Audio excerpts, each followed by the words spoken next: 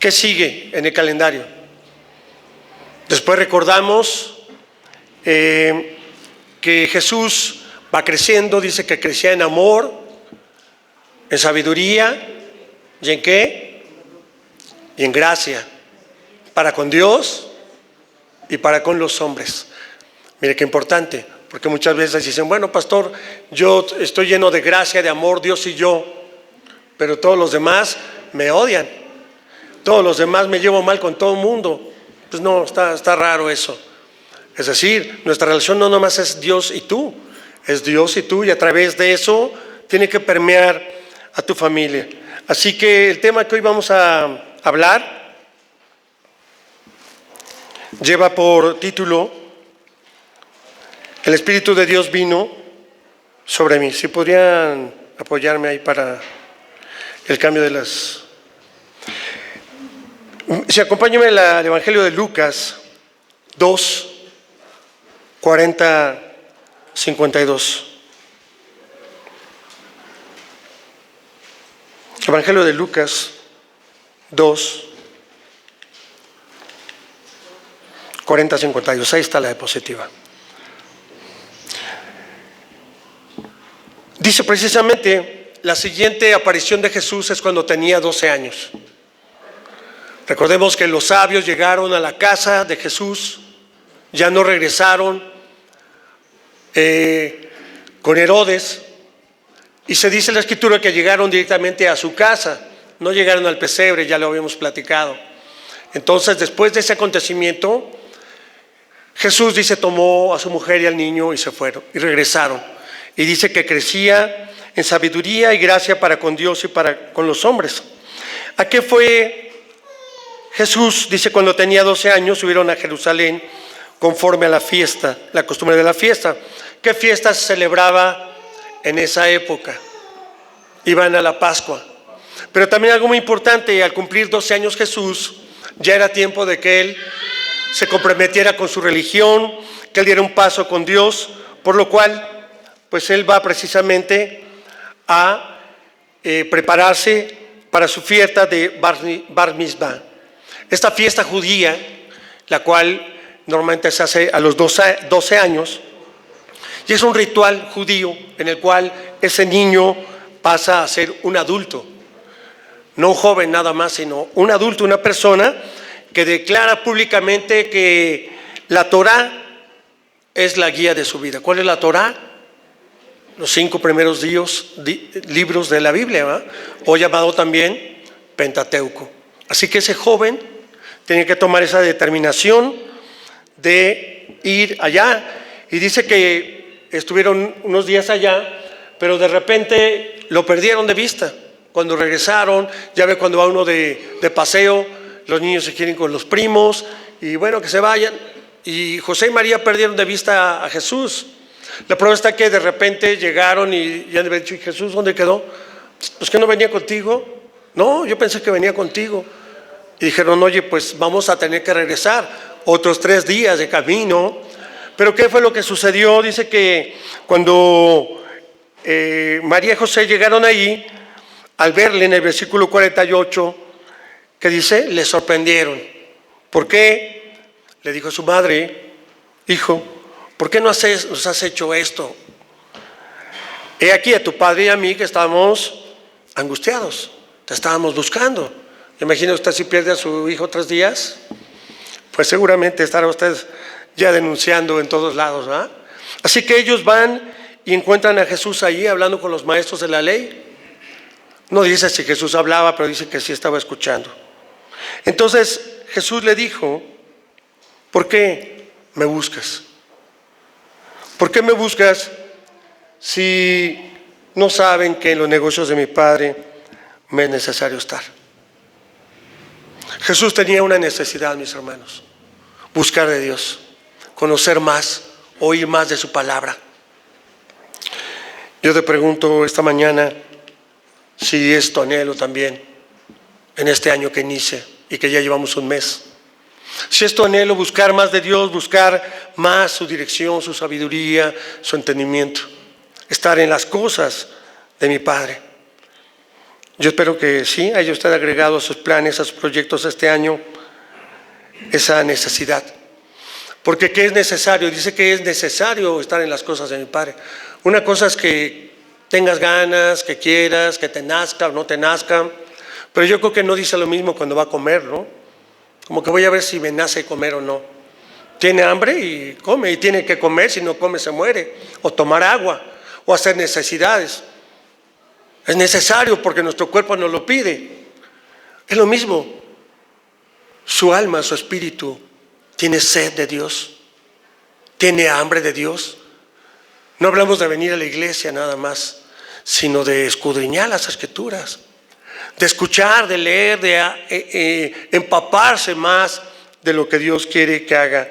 Pues así estaba Jesús ahí en esa fiesta, donde inicia Jesús un compromiso, hermanos, un compromiso de vida espiritual.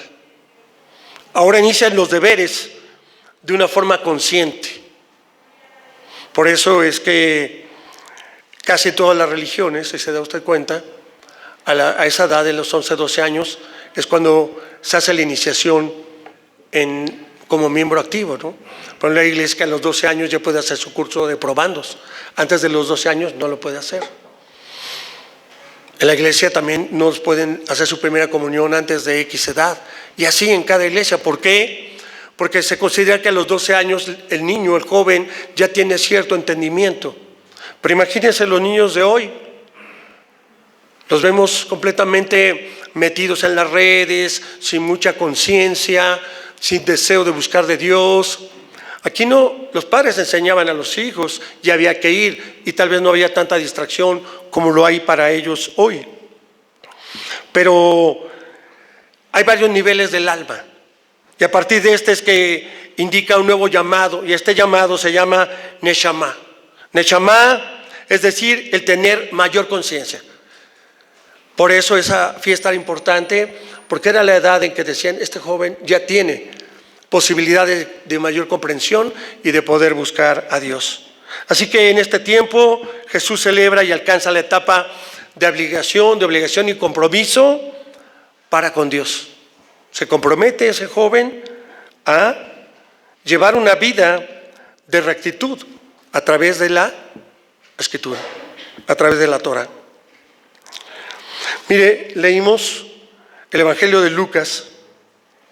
Quiero que me acompañe ahora a Mateo 3:13, que es precisamente parte del Evangelio sinóptico, que usted sabe que es un mismo texto en diferentes evangelios. Cuando vienen los 4, ¿verdad? Aparecen evangelios sinópticos, se llaman. Entonces vamos a leer el Evangelio de Mateo 3:13 en adelante.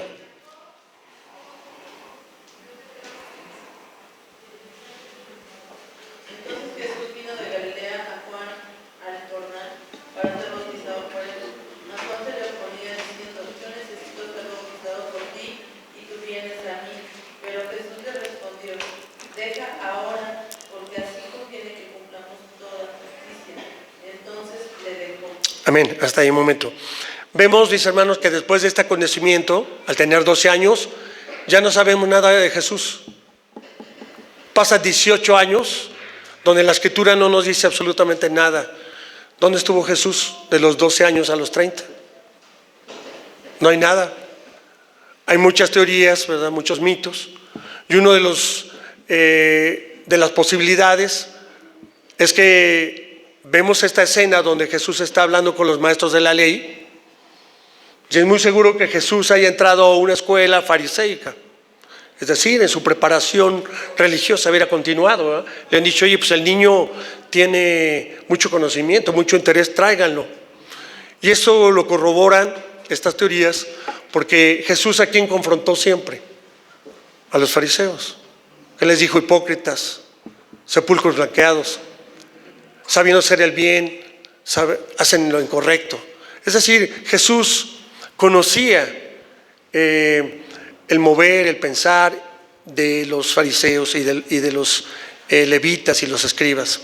Obviamente pues no está comprobado que así haya sido, pero lo más importante, y sí es cierto, es que dice que Jesús creció entre su familia, junto a su padre, junto a su madre, junto a sus hermanos, y de repente aparece en esta escena a los 30 años, llegando ahí al Jordán, donde dice Juan el Bautista. Seguramente Juan el Bautista no quería que Jesús fuera bautizado por él. Le dijo, no, yo soy incapaz de inclusive abrochar las alpargatas, las correas de tu calzado. Juan quería que él lo bautizara. Le dijo, no, es necesario. Mas se oponía diciendo, yo necesito ser bautizado por ti y tú vienes a mí. Pero Jesús le respondió, deja ahora, porque así conviene, que cumplamos toda justicia.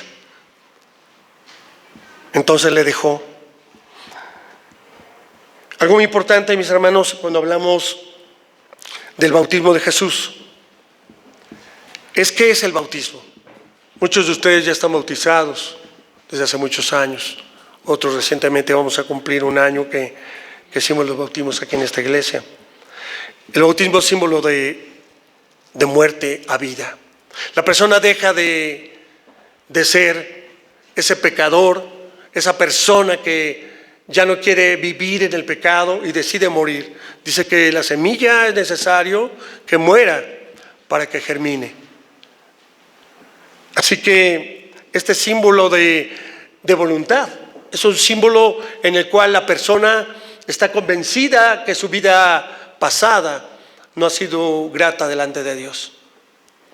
La muerte a toda forma de injusticia. Es decir, para nacer a una vida plena. Lo acabamos de leer. Conviene que cumplamos toda justicia, le dice Jesús a Juan. Así confesamos el bautismo como iglesia. Para Jesús, el bautismo, mis hermanos, es la aceptación de un ministerio. Porque muchos dicen, pero ¿por qué se bautizó Jesús si no tenía pecados? Jesús predicaba ¿para qué? Juan el Bautista predicaba ¿para qué? Para arrepentimiento, ¿no? Arrepiéntanse porque el reino de los cielos está cerca. Entonces, si Jesús no tenía pecado, ¿por qué se bautizó? Mire, muy importante. El inicio del ministerio de Jesús inicia ahí en el bautismo.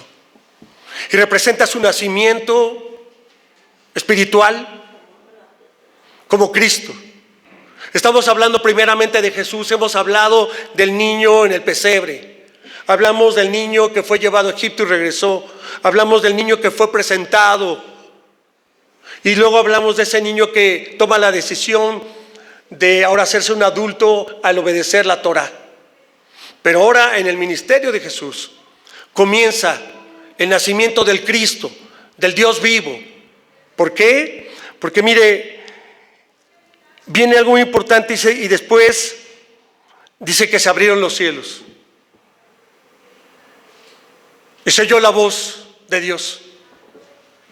Dice que descendió el Espíritu de Dios en forma como de una paloma, ¿verdad? Aquí está nuestro logotipo, como en forma de una paloma. Y dice que se abrieron los cielos y se oyó la voz de Dios que dijo, este es mi Hijo amado, en quien tengo contentamiento. Y me viene a la memoria lo que leímos hace rato. Abra su Biblia, Salmo 29, versículo 3. ¿Qué dice? ¿Quién llegue primero ahí?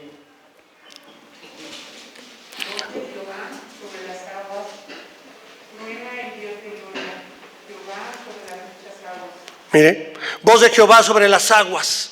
Truena el Dios de gloria, Jehová sobre las muchas aguas. ¿Se imagina ese momento donde pasa Jesús y se está bautizando y de repente empieza el tronido del cielo y dice que se abre y se oye una voz, ¿no? Ahí lo confirma en el Salmo 29, 3.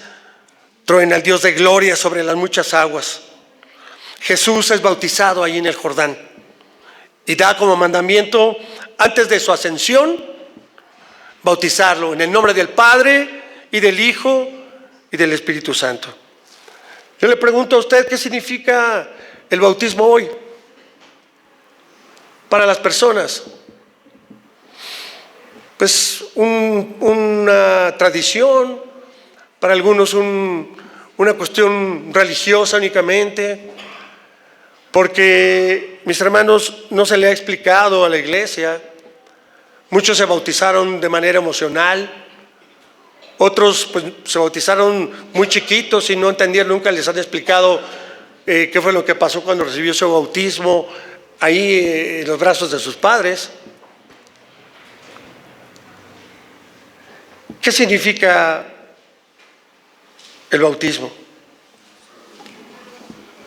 Algo muy importante no es el llegar a tener una membresía, ¿verdad? Muchas iglesias, bautizamos a tantos, gloria a Dios. Hermanos, nos vamos a bautizar a las grutas de Tonaltongo, ¿quién quiere ir? No, pues toda la iglesia quiere ir a sumergirse a las aguas termales y gloria a Dios. ¿Y qué sirve eso?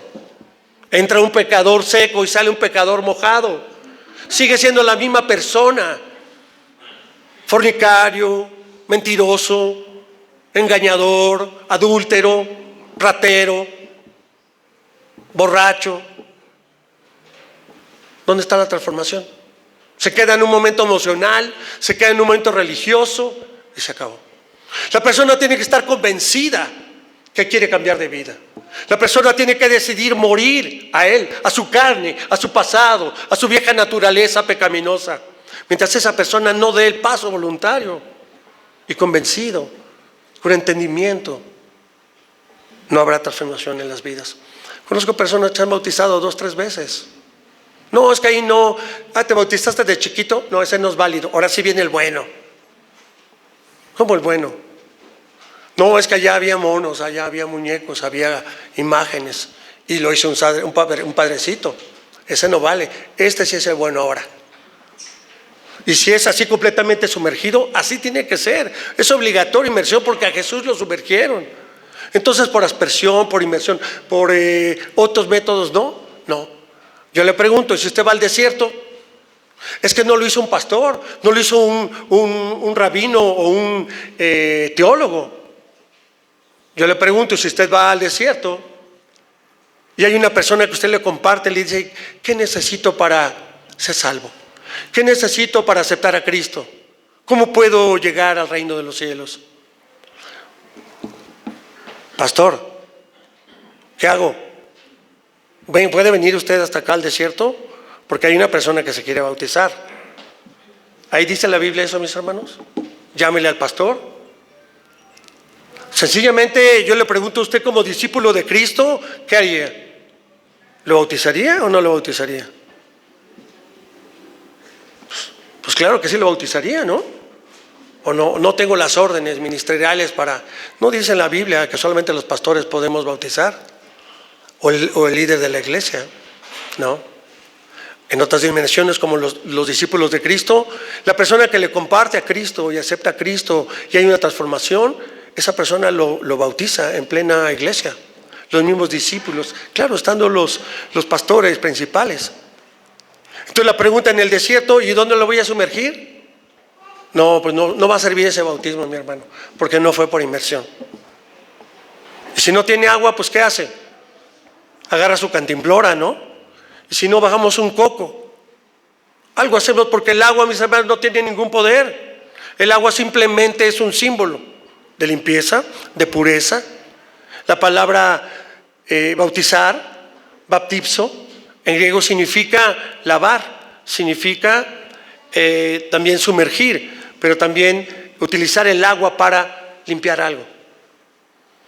El Señor, los que nos hemos bautizado, seguramente ha limpiado algo en usted, ha transformado algo en usted. Entonces Jesús está en ese momento ahí y lo bautiza. En ese momento dice que el Espíritu de Dios desciende sobre él. Ahora, algo muy importante, él inicia su ministerio ahí. No hay ningún otro milagro, ninguna otra señal que indique que antes de él haya realizado algo. Así que podemos afirmar, mis hermanos, que a partir de esta escritura que hemos leído, el bautismo es un acto de obediencia a Dios.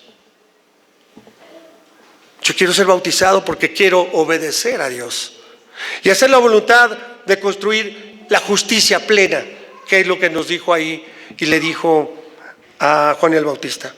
Así que estamos honestamente obligados a plantearnos que la doctrina del bautismo, mis hermanos, en muchas ocasiones se ha reducido únicamente a un simple banderín de defensa entre otras tradiciones evangélicas. Por todo, aun cuando creamos tener la certeza o no de equivocarnos en la forma, si es válido o no es válido, todo eso,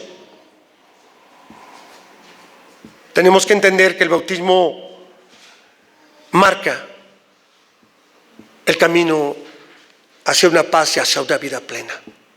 Tiene que haber un cambio, una transformación en la persona, en la vida de la persona. Si tú te bautizaste, aceptaste a Cristo, pero tu vida no ha cambiado, entonces déjame decirte que no has decidido renunciar ni morir a ti. ¿Quieres seguir viviendo en las cosas que a ti te placen, en las cosas que a ti te gustan, en las cosas que tú deseas, sin dejar que Dios cumpla su voluntad en ti? Entonces, ¿qué valores proclamamos con el bautismo cristiano? Vemos que Jesús viene ¿de dónde? Viene de Galilea. ¿Dónde está Galilea? Al norte de Palestina. Galilea, mis hermanos, era considerada por los judíos una tierra pagana, tierra de pecadores. De ahí venía Jesús. Luego entonces decían, pues ¿cómo? Jesús no necesitaba convertirse de los pecados porque él no tenía pecados. Entonces surge esa pregunta, ¿verdad? ¿Por qué entonces quiere bautizarse? En el pensamiento judío, mis hermanos, se esperaba el Mesías como un militar, como un guerrero, un imperialista, que con violencia de alguna manera sometiera al imperio romano, a los regímenes de la explotación, como era en ese tiempo. Incluso Juan el Bautista también tenía ese mismo sentido. Así que Jesús es bautizado, pero el principio es la regeneración. Es decir, bautizar es una transformación de adentro hacia afuera. Es un acto visible, sí, del compromiso que tú haces con la iglesia. El compromiso que tú haces para pasar al reino de Dios, para pertenecer al reino de Dios, algo voluntario. Tú no puedes ser que, no, pues que, ¿por qué te bautizaste? Es que ese día mi mamá y mi familia se bautizó, dijeron, pues ya de una vez, ¿no? Y entonces yo entré a las aguas, pero sin conocimiento, sin convencimiento a lo que ibas. Por eso vemos tristemente en nuestras iglesias, pues gente pues sin compromiso, honestamente. Personas que únicamente son religiosas y que no les interesa absolutamente nada de la religión ni de la transformación. Solamente cumplir con algunos ritos. Porque déjame decir una cosa, lo importante, mis hermanos, lo vimos ahorita en esta foto, no es la inmersión. Lo importante no es la inmersión, lo importante es la emersión. Al momento de salir resucitado y victorioso. Y ahí representa precisamente ese símbolo de muerte de Jesús y su resurrección. Ahí en el bautismo marca esa pauta de lo que sucederá. Pero déjame decirle que de modo que cuando yo soy sumergido en el agua, debo de salir ¿para qué? Para vivir la justicia, para vivir el perdón, para vivir la reconciliación. No soy un simple número en un libro de una iglesia, de una membresía, sino, escuche bien, al bautizarme paso a hacer la incorporación al cuerpo de Cristo para vivir una vida plena. Aquella persona que ha sido bautizada ingresa al reino de Dios para vivir una vida plena. Así que esperaba un Mesías y dice ahí que los cielos se abren. Los cielos se abrieron, dice, vio el Espíritu de Dios que descendía como en forma de una paloma. ¿Y qué cree que pasa ahí? Dios desciende nuevamente. Dios desciende para tener un encuentro contigo y conmigo. Porque Dios no quiere que ningún alma se pierda. Así que hace nuevamente esta modificación y establece una comunicación franca y clara entre Dios y la humanidad. Es a través de Jesucristo que nosotros podemos ser religados podemos volver al Padre. Recordemos que fuimos destituidos de la gracia de Dios. Así que solamente el vínculo perfecto es Jesucristo. Nuevamente el Espíritu de Dios descendiendo. ¿Se acuerda cuando dice, en el principio creó Dios los cielos y la tierra? Y la tierra estaba desordenada y vacía, ¿no? Yo me preguntaba a uno, si Dios hizo la tierra, no creo que la haya hecho desordenada. Otro día lo vamos a ver a detalle, pero es muy interesante. Cuando el Espíritu de Dios llega a la tierra, estaba así, desordenada y vacía. ¿Qué pasó en Ezequiel? ¿A quién lanzaron del cielo? A Lucifer, ¿no? Al diablo, al enemigo. ¿A dónde lo mandaron? A la tierra. ¿Quién desordenó la tierra? Ellos. Ellos se encargan de desordenar todo. Todo lo que Dios crea, ellos se encargan de destruirlo. Porque el ladrón viene para robar, matar y destruir. Es lo que hace con las vidas, desordenarlas.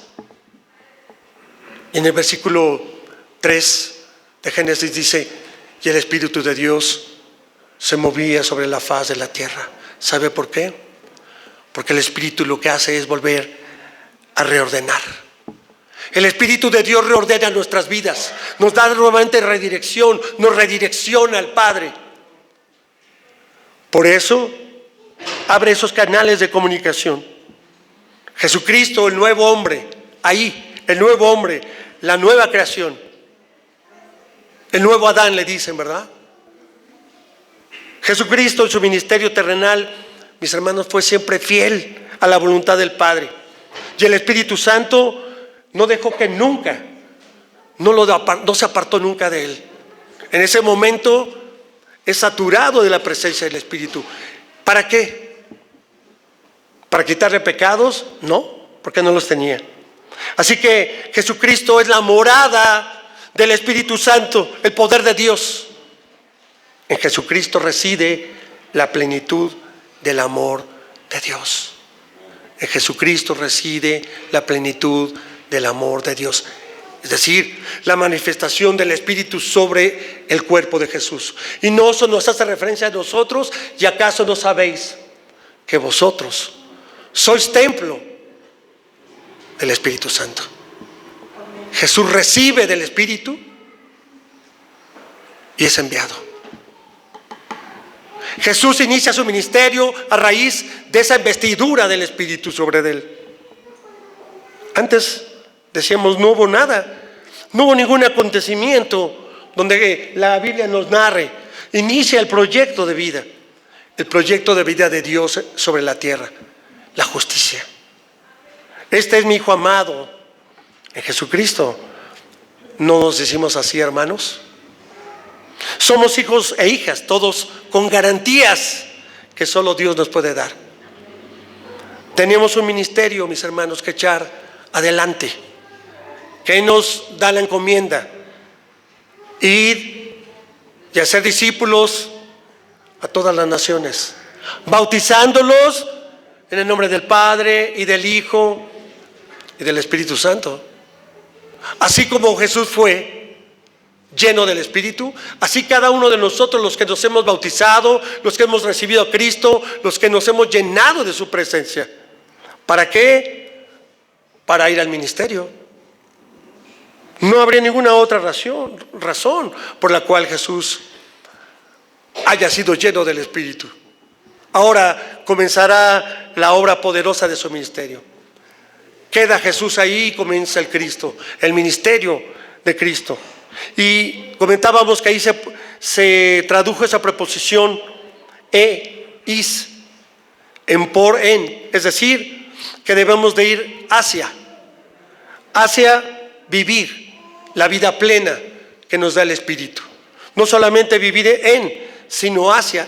El Espíritu Santo ahora nos lleva, es el que nos empuja, es el que nos guía. ¿No dice que es nuestro guiador? ¿Que es nuestro sustentador? El Espíritu Santo es el que nos va a mostrar nuestra misión. Cada uno de nosotros hemos dicho que tenemos una misión que cumplir. ¿Quién se la va a mostrar? Al vivir, mis hermanos, en comunidad, una iglesia bautizada, como iglesia también nos dirigimos a la vida plena del Espíritu Santo. Porque el bautismo, fíjese bien, el bautismo es símbolo de vida. La vida que emerge dentro de la iglesia, dentro de la comunidad. La comunidad nos dirigimos a un proyecto de justicia y de vida eterna. Ese es el propósito de una iglesia. No es nada más hacer miembros por tener una mega iglesia. No, es que el proyecto de Dios se tiene que cumplir a través de. Así que Jesús, consciente el significado de ser ahora el Mesías, con su bautismo deja claro que no es un Mesías violento como lo esperaban, sino, inclusive Juan trata de impedírselo, ¿verdad? Porque sabe que nunca va a faltar alguien que se oponga a su ministerio. ¿Cómo? ¿A poco vas a ir allá a la iglesia a hacer eso? ¿Ir a dejar tortas a las iglesias? ¿O ir a dejar esto? ¿O ir a evangelizar? Siempre va a haber alguien que te va a tratar de estorbar, porque no se adapta a sus condiciones personales. Por eso hay ministerios, mis hermanos, que honestamente pues nos dan miedo, ¿verdad? Yo le digo, ¿usted ha ido a la cárcel alguna vez a compartir? Ay, no, pastor, Dios me libre de gente mala. Nunca lo he experimentado. Nosotros tuvimos hermanas que nunca fueron, y el día que fueron no han dejado de ir a llevar comida, a orar. Nos dan miedo ciertos ministerios porque sabe que no se ajustan a nuestras condiciones de vida o a las condiciones de una institución religiosa, por lo cual mejor prefieren detenerlo. No, eso no lo hacemos aquí en esta iglesia. No en la iglesia, no es un ministerio de una iglesia. Es a lo que tú has sido llamado a hacer. Así que, mis hermanos, cuando el Espíritu Santo sostiene un ministerio, siempre será de bendición para muchos. Les hablaba de esta familia que hasta la fecha la iglesia ya no va, pero ellos siguen yendo. Juntan toda su familia, víveres, y se van a donde pasa el tren, por Puebla y aquí donde cruza la Bestia. Y tiene años, ¿no? Ahorita que son caravanas, años que están yendo ellos a llevar tortas y refrescos para todas las personas que pasan de su bolsa. No es un ministerio de la iglesia, es de una familia, son como 10 o 15, y entre ellos ahorran para ese ministerio. ¿Habrá la necesidad de que sean cosas que la iglesia tenga que hacer?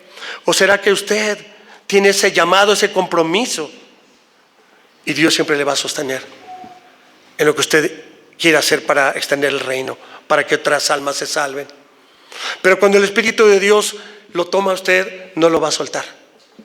Cuando el Espíritu de Dios ha puesto sus ojos en usted, va a querer que usted haga la obra transformadora en la vida de otras personas. A veces nosotros no queremos y no nos dejamos porque estamos cómodos.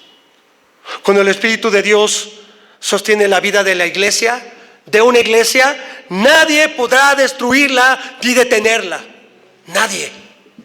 No importa que sea chiquita. ¿Cuántos hombres necesitó David para derrocar? Dame 300, eran miles. ¿Y qué dijo? No, son muchos. No, los que se agachen y con la lengua, ¿verdad? 300 y derrotó. Así esta iglesia, mis hermanos. Nunca vea cuántos somos. Nunca piense que somos pocos. Piense lo que Dios está haciendo en usted, en esta iglesia, a través de nosotros, lo que vamos a hacer para la comunidad de Hidalgo, para Pachuca, para nuestras familias. Piense lo que Dios va a lograr a través de nosotros. Cosas que usted no se imagina. Porque, mis hermanos, la iglesia es sostenida por el Espíritu y tiene una misión de vivir en armonía, en amor y en justicia. Repita conmigo, en armonía, en amor. Ese es el proyecto de Jesús. Por eso él necesitaba ser bautizado. Lea un poquito más adelante, ¿dónde estábamos? Mateo.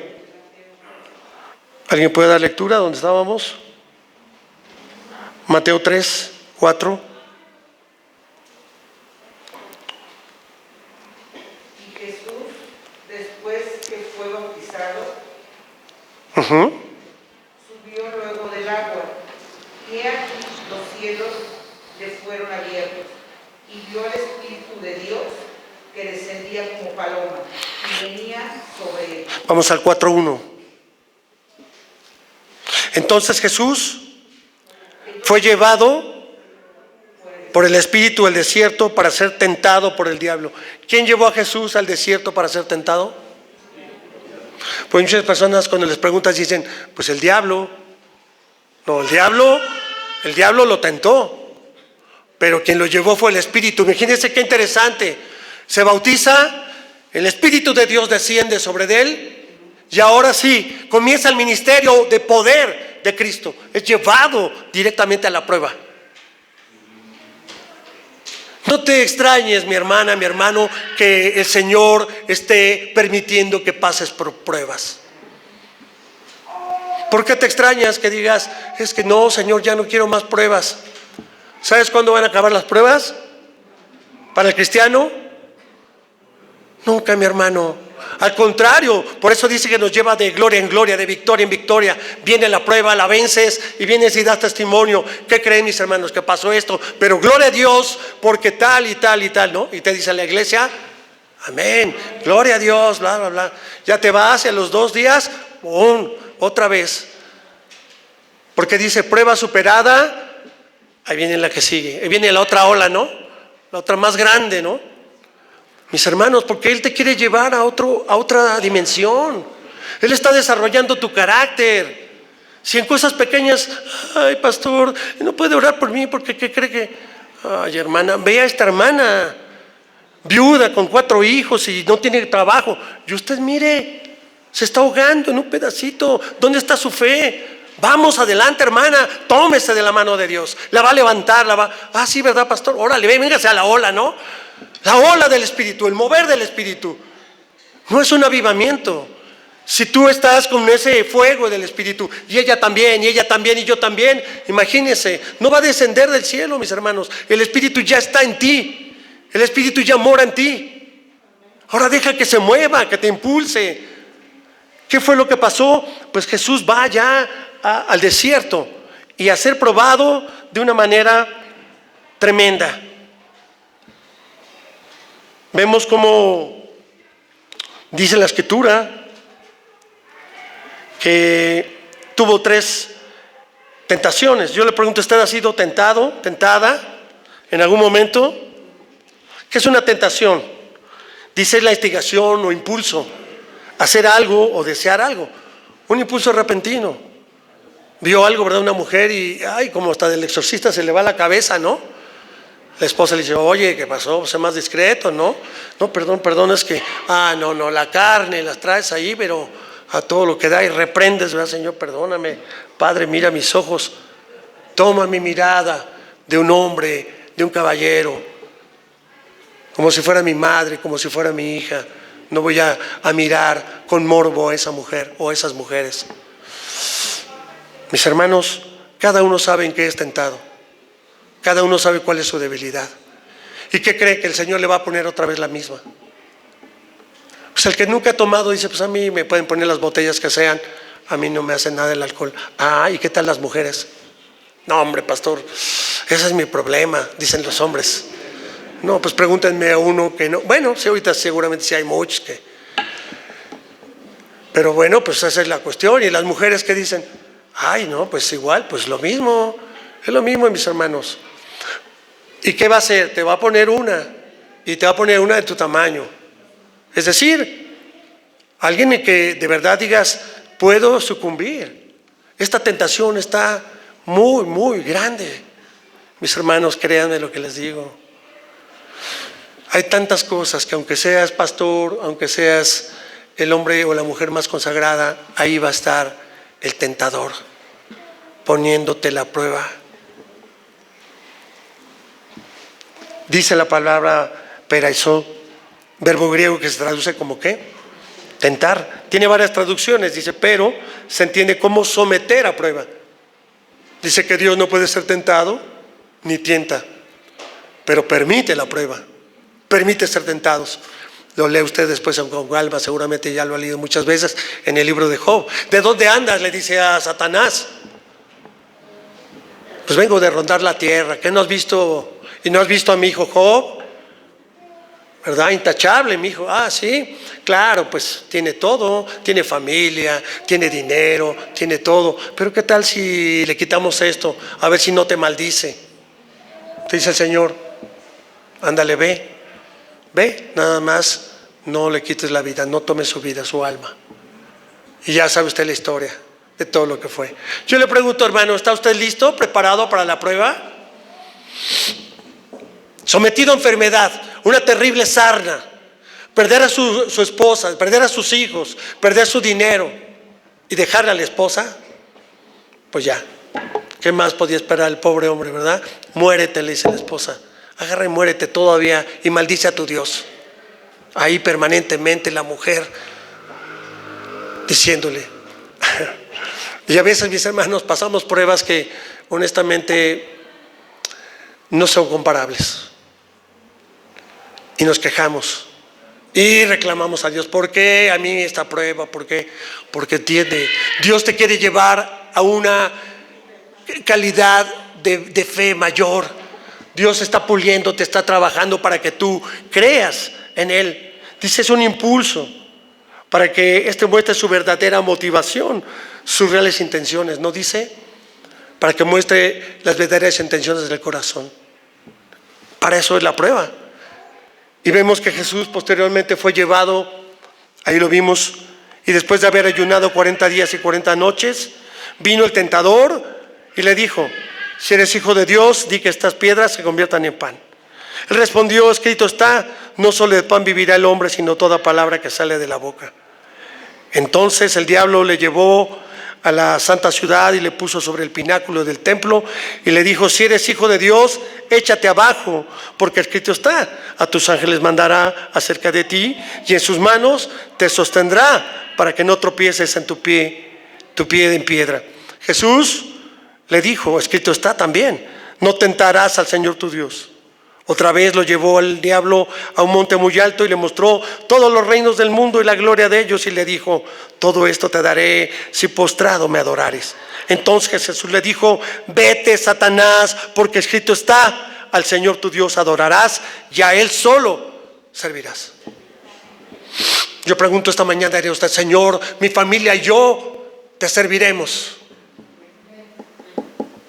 El Señor fue tentado. La pregunta, ¿y por qué usted no?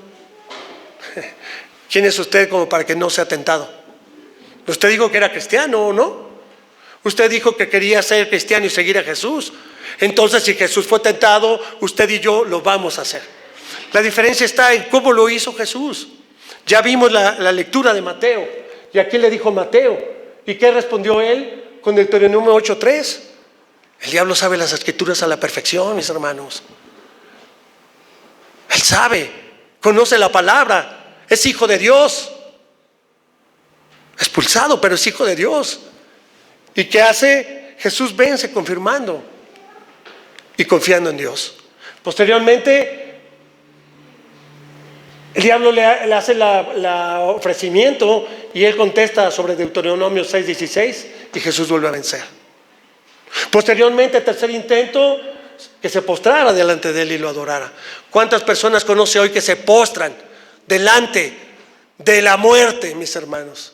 Son miles, millones de personas que hoy han crecido adorando a la muerte y vienen en sus caravanas y les ponen sus nichos en los negocios y se los cuelgan en el pecho y consagran a sus hijos a la muerte. Pues muerte tendrán, porque Cristo es vida y en vida y vida en abundancia. El Dios de la vida es el que tenemos nosotros, mis hermanos. Y dice, Jesús rechaza la tentación, dice, vete, Satanás, y contesta que solo a Dios se ha de adorarlo y de servirlo, mis hermanos. Dice, y entonces le dejó. Alguien que me acompañe a leer ahí en Lucas 4:13, 12 y 13, por favor. Aquí en Mateo 11 dice, entonces el diablo le dejó y aquí vinieron ángeles y le servían. Después de la batalla, del enfrentamiento con el enemigo, el Señor manda a sus ángeles a que le sirvan a Jesús, al Rey de Reyes, al Señor de Señores, habiendo librado las pruebas. En Lucas 4, 12 y 13,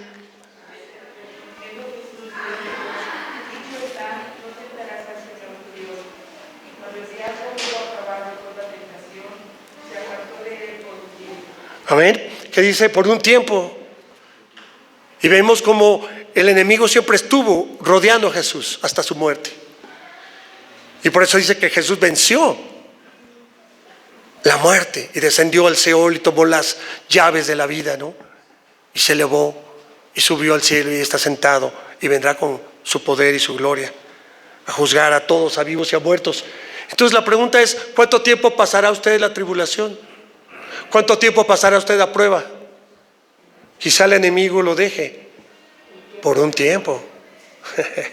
Por un tiempo. Es decir, me dice un hermano, dígale a Dios, usted está tan cerca de Él, dígale a Dios que ya me deje. No, Dios va a seguir forjando en ti lo que Él quiere hacer. Él va a seguir tallando como ese ebanista, te va a dar forma, la forma que Él quiere, la forma que Él necesita para que tú puedas ser bendecido y utilizar tu ministerio. Mis hermanos, concluyo con esto. Así como el diablo dejó de tentarle por un tiempo, así también usted y yo pasaremos pruebas, muchas pruebas durante nuestra vida. Jesús, el Mesías del amor, el Mesías del servicio, ha sido ungido, dedicado, consagrado al amor y al servicio. De igual manera nosotros, su amor nos ayudará a superar cualquier prueba, porque dice que el amor lo vence todo, ¿no? El amor puede romper cualquier prueba y lo vemos con Jesús. Dice, a mí nadie me quita la vida, yo la doy por voluntad. Y el amor es dar. De tal manera amó Dios al mundo que dio a su único Hijo. Así que mis hermanos, el amor de Dios vence todo, cualquier obstáculo, cualquier barrera, cualquier problema. Así que hagamos la voluntad de Dios, estemos atentos, abramos nuestros oídos para escuchar la voz de Dios esta tarde. Escucha lo que te voy a decir, hermana.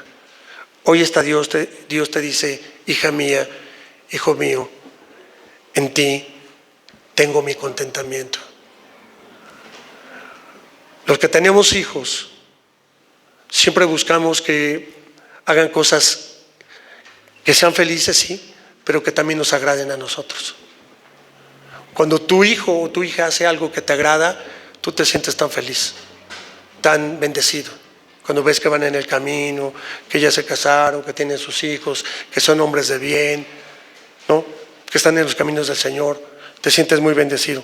Así el Señor esta tarde te dice, yo estoy contento con tu vida, estoy contento con lo que estás haciendo, sin embargo, te voy a corregir. Y te voy a corregir con amor. Y no te enojes cuando yo te reprenda. Al contrario, decía uno de los jóvenes allí en la reunión, me imagino a Dios como cuando mis padres y yo estaba chico. Tal vez en algún momento de mi juventud o de mi pequeña infancia, yo tuve ganas de hacer muchas cosas. Y mi papá me dijo no. Y a lo mejor yo pataleé, hice muchas cosas para hacerlo. Y mi papá me dijo no. En cambio yo hice lo que mi padre me dijo. Hoy le doy gracias a mi padre porque yo pude hacer las cosas bien, lo que él quería, porque él sabía que era lo mejor para mí en ese momento. Yo te pregunto, ¿sabrá Dios lo que es mejor para ti en este momento de tu vida? Entonces escucha la voz de Dios que te dice, hija amada, me complazco en ti. El Señor se agrada que hayas venido hoy a buscarle. El Señor sabe su corazón y el esfuerzo que hiciste. Tal vez alguno no tenía muchas ganas de venir. Alguno tal vez o alguna la acarrearon hasta acá. Aún así el Señor te habla y te dice, yo te amo. Qué bueno que estás en mis caminos. Me complazco, dice el Señor, en tu vida. Sigue adelante. Iglesia Shalom, póngase en pie. Y vamos a leer juntos. Amada iglesia, preparémonos con gozo para el día de la prueba, porque tiene a Cristo, está lleno de la presencia del Espíritu Santo. Entonces podrá vencer siempre la tentación y saldrá fortalecido. En Cristo somos más. Cierre sus ojos. Dios, gracias Señor, porque a pesar de nuestra rebeldía, a pesar de las cosas que no tal vez hacemos bien. Tú te agradas de nosotros esta tarde y tu iglesia ha venido con tanto amor a buscarte a ti. Permite, Señor, que podamos seguir creciendo en sabiduría, en estatura, en gracia para con Dios, para contigo, para con tu Hijo, para tu Espíritu, pero también para los hombres. Ayúdanos, Señor, a ser esos hijos que te agraden. Cada día sea tu contentamiento en nosotros. Bendice esta iglesia, bendice a cada uno de tus hijos y de tus hijas esta tarde. En tus manos estamos, Padre, hoy y siempre. Amén y amén. Dios le bendiga.